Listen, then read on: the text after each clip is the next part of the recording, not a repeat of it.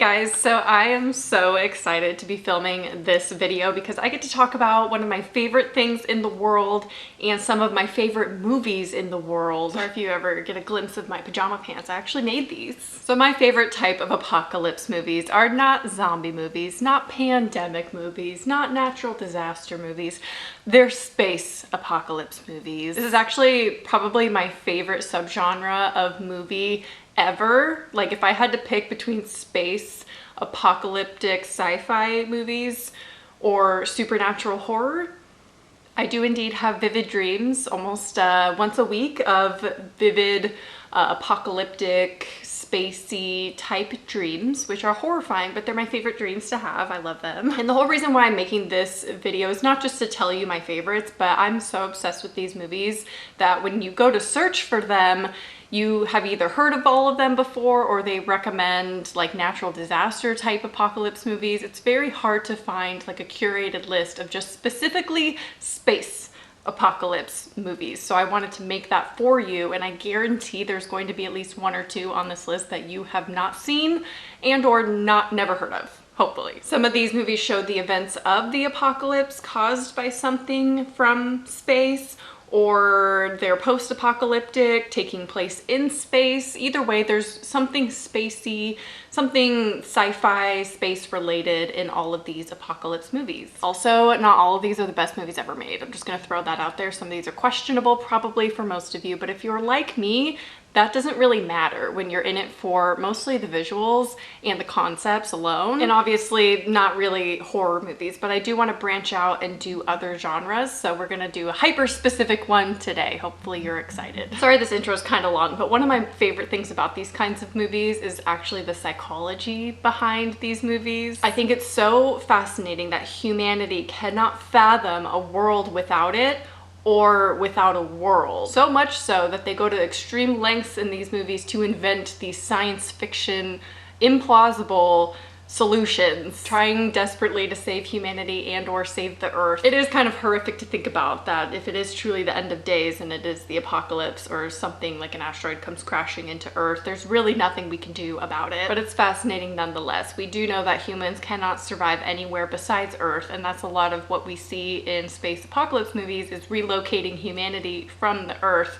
which we know would only last for so long, and some of these movies do exhibit that. So before we get into my list, I just want to thank Shudder for sponsoring this video. Shudder is a premium streaming service for all things horror, thriller, and suspense. Their collection includes lots of blockbuster hits, horror classics, and original and exclusive content like One Cut of the Dead, Tigers Are Not Afraid, and of course the Creepshow TV series, which you already know I love so much. They actually have a lot of new releases coming out that look amazing, including Hunted, A Good Woman Is Hard to Find, and Spiral. Those are three definitely on my list. Also, they recently added Head Count, which is one of my favorite horror movies that came out in 2019. It is such a hidden gem, so definitely check out that one if you're not sure where to start on Shudder. You can stream Shudder completely ad-free on all of your devices, including iOS and Android, Xbox One, Amazon Fire TV, Roku, and Google Chromecast, all for $5.99 a month or $56.99 per year. Or of course, you can try Shudder free for 30 days if you go to shudder.com and use my code POSSESSED30. All right, let's get started finally with my list. We are going to start with,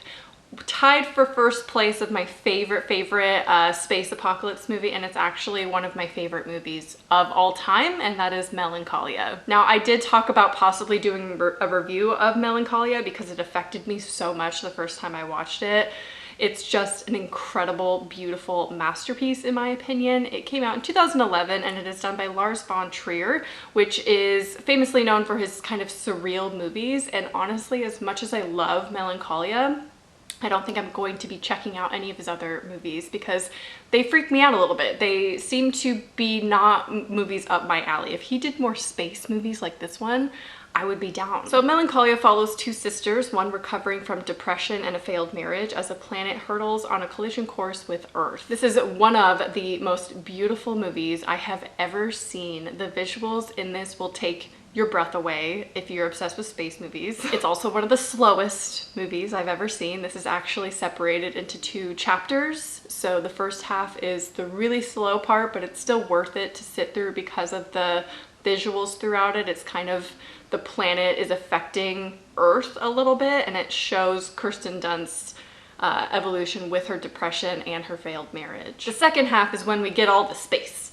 So if you do want to skip forward, I don't recommend doing that, but that's where all the space stuff happens, and the second half of this movie is perfection. This is one of the 3 movies on this list that take place entirely on Earth, so although there are incredible space visuals, you aren't in space. So just bear that in mind. You're seeing planets mostly in the sky. If you've ever imagined like giant planets in the sky, this is the movie. And this might be a kind of morbid thing to say, but I'm so obsessed with this movie and these visuals and like just this in general that if I had to choose a way for the Earth to end, this would be my way. I think this is one of those movies that I would recommend everyone watch before they die. It is just so impactful, and I mean the representation of mental illness in this as well is so beautifully done, and so kind of realistic. It really shows her pain and you feel it, so I highly recommend it. Next up we have Aniara. I'm sorry if I don't pronounce that correctly because this is a 2018 Swedish sci-fi drama. This is actually adapted from a 1956 Swedish poem, and this is set in a dystopian future where climate change is destroying Earth,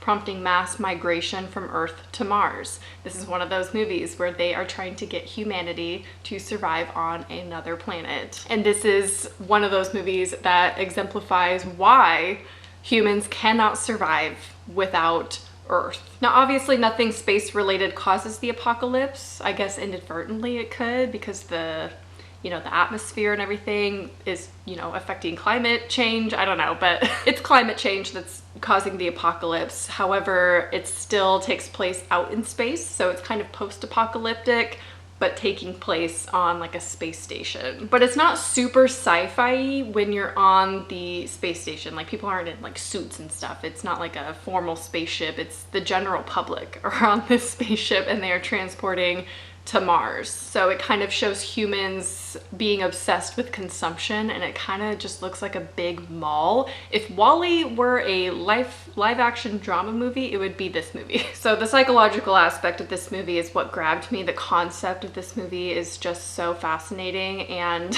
the ending, oh my gosh, stuck with me and what made me really fall in love with this movie. It gets very weird in the middle, okay? I'm just gonna say that. It's very strange, but stick through it because the ending and the second half is so worth it. Next up, we have none other than my favorite movie of all time, Interstellar, Christopher Nolan movie from 2014. No space movie list is complete without this movie, of course, because if you're looking for space visuals, this is the one, like the one. Again, technically nothing from space ends the Earth, like it's not causing the apocalypse. It's actually a drought and lack of crops that are causing the Earth to be inhabitable, and NASA is working on saving mankind by transporting to another planet in another galaxy through a wormhole. I have heard that scientifically this is the most accurate space movie ever made, which is quite fascinating because obviously there's the whole time and space kind of concept. The emotions in this movie, I cry every single time. I've talked about why this movie is my favorite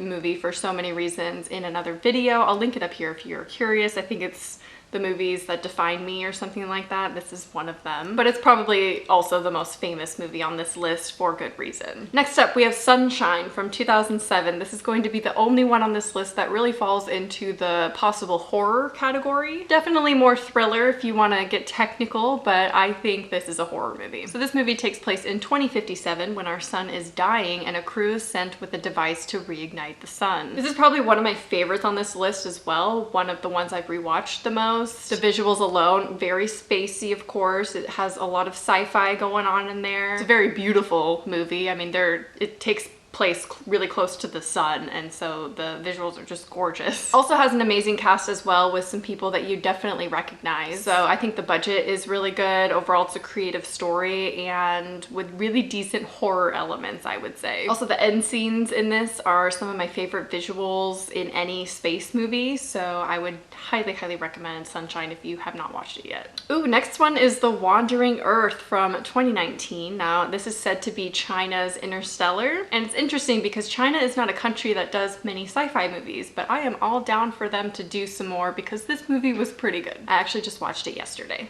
but I'm adding it to this list because it was worth it. So this movie is about the sun dying and expanding, and humans invent a way to propel Earth out of the sun's orbit and towards a new galaxy multiple light years away to protect it. Everyone lives underground, and it'll take about 2,500 years to get to their new star. They begin to get sucked into Jupiter's orbit, and now they have to figure out a way to save Earth from colliding with Jupiter. So Jupiter is one of my favorite planets in our solar system because of its mass and just the fact that it's so giant.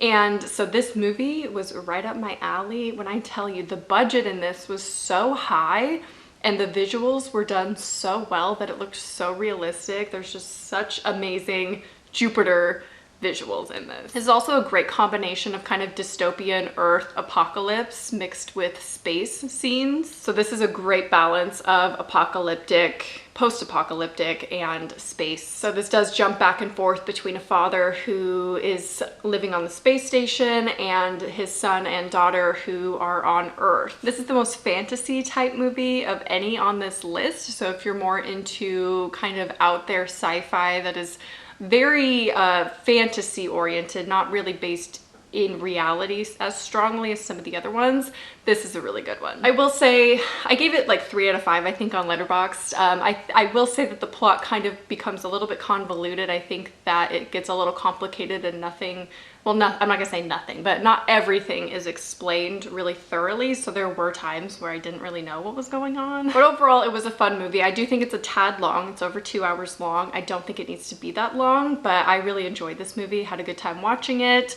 And I mean, the visuals just took my breath away. Next up, we have Ad Astra from 2019. Now this is one of the most underrated on this list, mostly for the fact that when it came out, no one was really talking about it. And then when people were talking about it, they were disappointed in it. And I think it's because it's a slower burn movie, but I have found I enjoy this so much more in my second and third viewing of this movie than the first. It stars Brad Pitt, Tommy Lee Jones, Donald Sutherland, and Liv Tyler, so it has an amazing cast, super high budget. This movie does kind of feel like 3 movies in one. It kind of like has different tones throughout a little bit. There's some action scenes, there's a lot of drama going on. Like I said, it's kind of a slower burn, and it has a lot going on even though it's a slow burn. I don't think I need to mention how gorgeous the visuals in this are. Obviously it takes place, there's some Earth scenes, but mostly takes place out in space, so obviously the visuals on point. This is a more modern movie, so it has, you know, modern CGI, and like I said, the budget was really high. So if you're willing to watch a slow burn that's well worth it for the visuals, this is a good one. Oh, did I mention that this list is only 9 movies instead of 10? Clickbait, gotcha. Sorry, I literally thought that this list was 10 movies when I sat down to film, and then I realized it's 9. So I'm still calling it top 10 because top 9 just doesn't have a ring to it, so sorry about that. If you want to let me know what your 10th movie would be on this list and what you would consider a really good space apocalypse movie, please leave a comment. Next up is the most recent space apocalypse movie, and that is Greenland, that just came out in 2020. This is definitely more of a disaster movie than a space movie. It feels more like a natural disaster type movie than space. Nothing takes place in space, obviously, but it is a comet that is hurtling towards Earth that's causing this destruction, and small asteroids hitting the Earth causing destruction. So it is, you know, objects from space colliding with the Earth that is causing the apocalypse. This follows a family trying to find sanctuary as a devastating comet heads towards the Earth. This is very much a movie that is in the midst of the apocalypse, which I really enjoy. The ending is unfortunately one of the worst endings for this type of apocalypse movie. Again, it has that human optimism in there, so it creates a very unrealistic ending, and it kind of makes me frustrated a little bit. However, this movie is the most similar to the dreams that I have frequently, so it was very interesting and kind of affected me more, I think, because I experienced dreams just like this. I think because of that, I enjoyed this movie a little bit more. It is kind of your standard apocalypse, action apocalypse type movie with some like family drama in there. So there's nothing too original about it. It kind of has an unbelievable plot. Like I said, the ending gets a little for me. Not really a fan, but overall I still really enjoyed this movie and still recommend it. The next one is the most controversial one probably on this list, and that is Knowing from 2009. Yes, the Nicolas Cage one. So this is like the worst technical movie on this list, but I did have to include it because it does kind of scratch that apocalyptic space itch that I get sometimes. It worked for me. So although it was kind of painful at times, I still think it falls into this category, and I wanted to include it in case you haven't seen it. Now, this is some of Nick Cage's worst acting I've ever seen. I know people either love or hate him, or love to hate him, I don't know, but he just wasn't great in this. And I feel like if he was either better at acting or they had a different actor, this movie actually could have been pretty strong. This is also the most cheesy, unbelievable movie out of all of them, and that's saying something because a lot of space apocalypse movies are very cheesy and very unbelievable. But the ending does kind of do it for me, as corny as it is in the end and a little, you know, cheesy. The visuals and everything, it comes together, so it makes it worthwhile for me. I don't know if it's gonna be worthwhile and worth sitting through for most of you, but I still enjoyed this movie. I don't dislike it, and I still recommend it if you haven't seen it. Okay, the last space apocalypse movie I'm going to recommend is 3022. I just talked about this in my last video of everything I watched in January, so I will link that video. This just came out in 2019, and this by far has my favorite kind of concept for a space apocalypse movie, and this is everything that I would want this subgenre to be. I do wish they had a little bit higher budget because that really, oh my gosh, would have been so incredible. It was fine as it was. So this follows a crew on a 10-year mission to Jupiter's moon Europa, and they witness a catastrophic event on Earth. It does have some cheesy sci-fi elements to it. It's not super dramatic. There are some like action sci-fi type scenes. And like I said in my last video, if you can get past the bad kind of CGI, I mean, it's not horrible, but it's kind of, you know, cheesy, especially for 2019. But if you can get past a little bit of that, then this movie is amazing. The visuals aren't as good as others on this list, but this hands down has one of my favorite concepts of any of these movies, so you have to watch this. I know this was a hyper-specific list and it's not going to apply to everyone, but I'm obsessed with these types of movies, so if you have any recommendations that are not Deep Impact and Armageddon, please let me know in the comments because I cannot get enough of these types of movies. And if you're like me, I hope some of these movies you have not seen yet and you can watch them and become obsessed with them as well. But I hope you enjoyed this video, and I will talk to you soon. Bye.